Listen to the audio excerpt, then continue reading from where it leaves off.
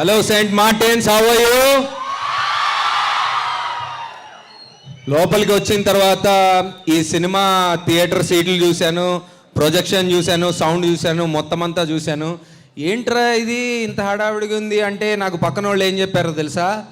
College ఎవరిది అని చెప్పారు. థ్యాంక్ యూ సో మచ్, మీ ఎనర్జీ టూ మచ్ ఉంది. సో సినిమాలో చిన్న గ్లిమ్స్లే చూశారు ఇప్పుడు దాకా. 13th I hope you guys are ready for the థియేటర్లో. Especially last 2 rows boys.